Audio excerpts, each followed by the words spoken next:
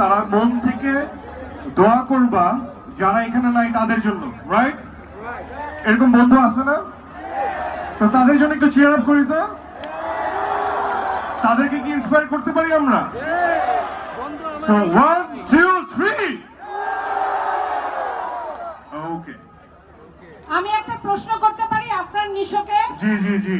আফরান নিশো যখনই কোনো বড় পুরস্কার পায় সেটি তিনি হুমায়ুন ফরিদীকে উৎসর্গ করেন, কেন করেন?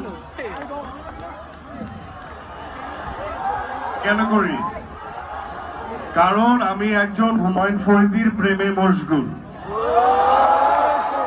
আমি তাকে ভালোবাসি, আমি তাকে লালন করি। আমার কাছে মনে হয় যে একটা খুব ইম্পর্টেন্ট তোমার লাইফের গোল বা তোমার লক্ষ্যে পৌঁছানোর জন্য একটা ট্রেডমার্ক, একটা ফাইন লাইন লাগে, লাগে না?